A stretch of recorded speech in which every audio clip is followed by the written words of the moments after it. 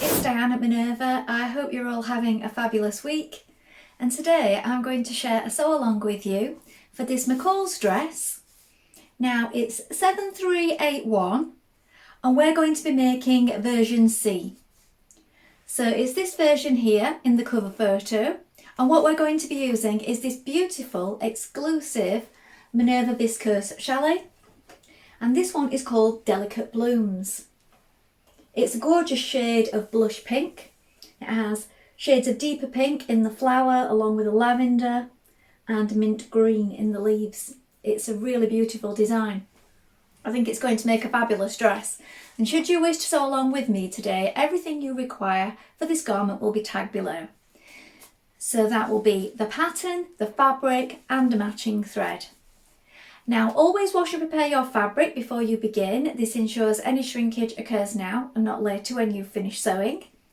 And when you've done that, we're going to take a tape measure and we're going to take our pattern and locate the sizing on the back. Check your sizing here, and when you're sure of the perfect fit, we're going to go and cut our pattern pieces together. So let's go and do that now. So here we have our pieces for our dress. This is your skirt front for A, B, C and D. You're going to cut one on the fold. Here is the fold. Make a note of your pleat markings, so the circles and lines and the notches here and here.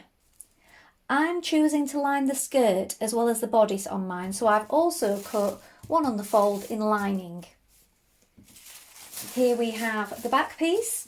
Again, you're going to cut one piece on the fold line is here, and mark your notches. Again, cut one in lining if you wish to line the skirt as well as the bodice. Here we have the bodice pieces. So this is the bodice front for C and D. Make a note of your pleat markings, your notches. This is the straight grain. You're going to cut 2 in fabric. Lengthen or shorten at this point and make a note of the fold line on your tie piece here.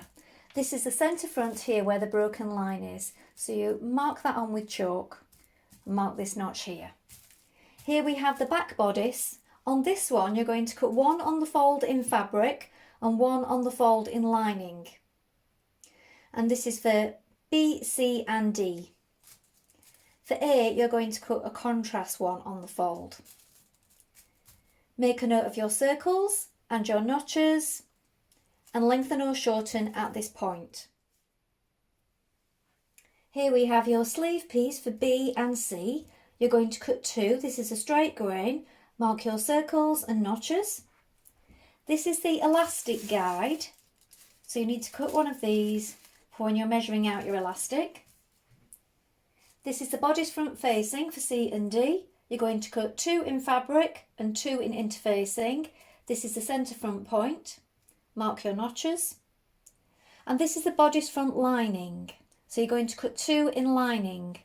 Mark your darts, your straight grain, your notches and your circles. Now we're ready to begin making our dress. First of all, you want to wind half of your thread onto your spool and check your machine needle is sharp. I'm using a universal, a size 70 needle today on this viscose chalet. You may wish to test it on a piece of scrap fabric before you begin. When you've done that, we're going to take our front pieces of our bodice and we're going to create the pleats here at the top. So that's our first job. Let's do that together. So to create your pleats, you have your markings on your bodice here and here. It's in these places, and there's also the directional arrow. So I've put my pin facing the way the arrow was going because sometimes it's quite hard to see. And I've also notched it at the top, as you can see, where the pleats start. So what we're doing, we're bringing those lines together. I'll just move my pin up now because I've got 2 layers caught together there. On the outside, so this one is coming to this one over like this, and we're going to stitch down that line down to your circle.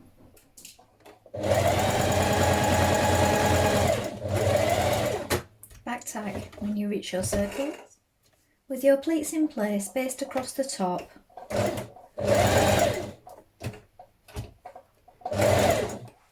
Now in the corners of your tie, so here is your tie end, and at the top here we have these corners and these small circles. You need to reinforce on this angle. So I would make your stitch slightly smaller, stitch to the circle, pivot, stitch a few centimetres down that side. When you've done that, we're going to clip in towards a circle. Don't go too close though. So at that angle there, like this. And then do the same on this side. Now you're going to fold your tie end on the fold line like this. So here is your bodice, and here is the part that comes down. Fold it in half, pin it, and from the circle here we're going to stitch down to the point with a 1.5 centimetre seam allowance. When we've done that, we're going to turn it through.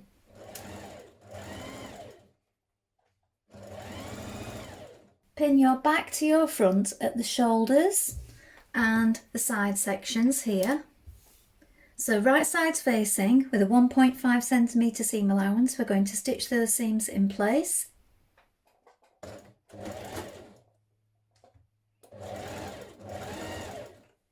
Now fuse your interfacing to your facing pieces, and when you've done that you're going to take your lining pieces and we're going to create our darts.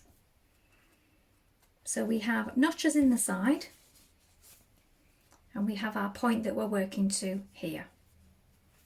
So pinch those points together at the side and we're working towards this point here. You want to make this a gradual V, don't come off too suddenly.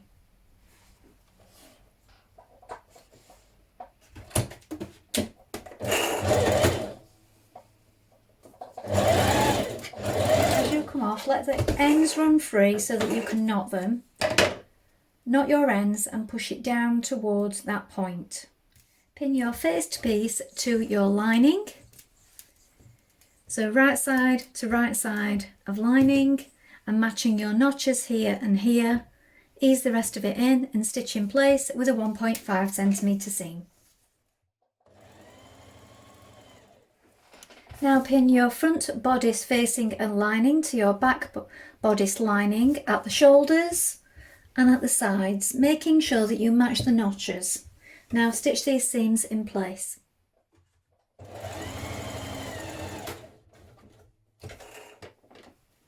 Now pin your facing and lining to your front bodice and back bodice. So at the back neck what I did was I folded it in half, the outer piece, the main fabric, and made a little notch, and I did the same on the lining piece to get this back central point lined up. Then I've matched my shoulders here and here, and then you're going to match your markings, so you have your notches or markings. You may have done it in chalk or tailor's chalk here.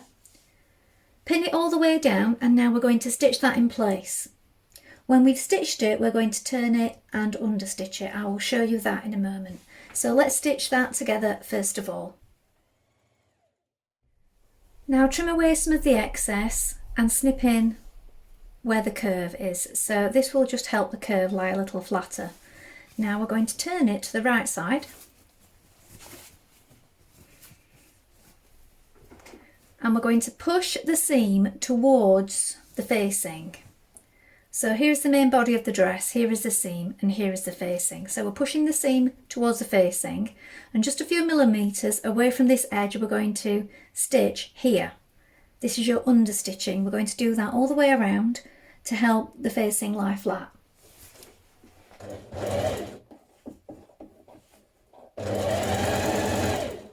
Now baste around your armhole edges, so you're attaching your lining to your outer fabric. Now I would pin it first of all because the viscose challis will move around against the lining. So pin it to keep it from shifting. Now you're going to pin the lining to the main dress fabric at the bottom, at the waist. Then move your two ties out of the way like this, and you're going to lap the right front over the left. Match these centre front points here. You've either made a marking with a snip or chalk, and you're going to baste across the bottom there just to keep those together. ease stitch around the top of your sleeve.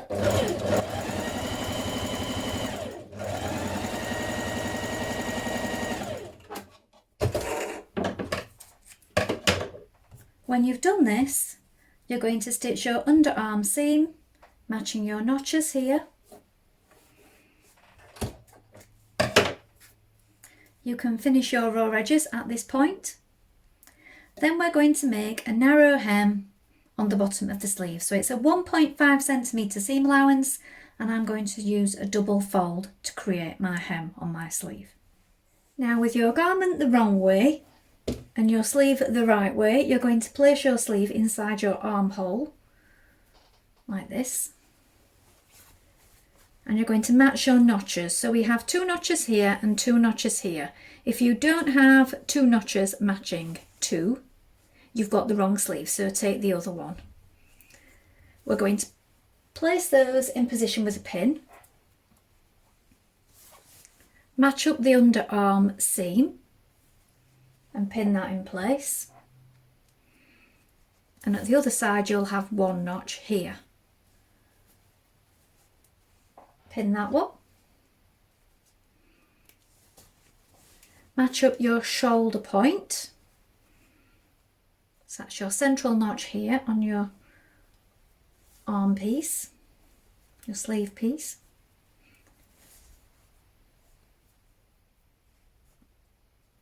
And then when you've got this in place, you'll see you seem to have more sleeve than armhole.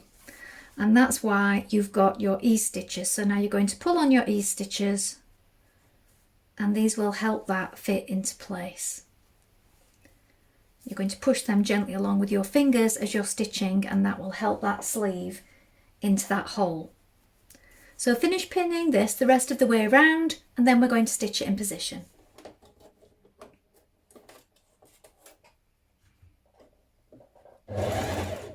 Now make your pleats in your skirt the same way that you did at your shoulder points. Now what I'm doing is I'm doing it all in one motion with my lining and my skirt pinned together and making the pleats. The reason I'm doing this is because we're going to be making a casing, and I don't want lots of pieces separate, so I'm making the pleats together to keep it all neat and tidy. Now lay your front piece on top of your back piece of your skirt, and we're going to stitch the side seam. Now we're going to stitch our bodice to our skirt, so pin it in position first of all, matching your notches, your side seams and your centre front point here. I've zigzag finished the edge of my bottom of my bodice and the top of my skirt at this point. Now stitch your bodice to your skirt and be sure to keep your tie ends out of the way at this point. Now using your elastic guide, cut yourself a piece of elastic for the back waist, and what you're going to do is you're going to stitch your back waistband together. You're then going to thread your elastic through that casing. You can do this using a large darning needle or a bodkin. Now hem the bottom of your dress. I'm doing a double fold turn up.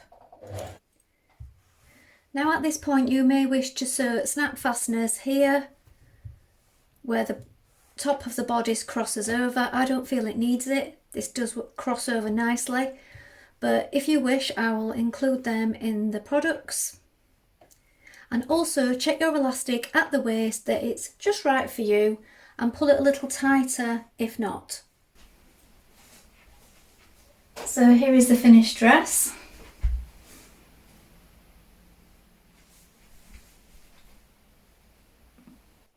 Well, I hope you've enjoyed sewing along with me today. I think this is a beautiful dress and it would be a perfect choice for a wedding guest make, I think, as it's turned out really lovely, very summery, and I think quite formal looking, and depending on your choice of fabric of course.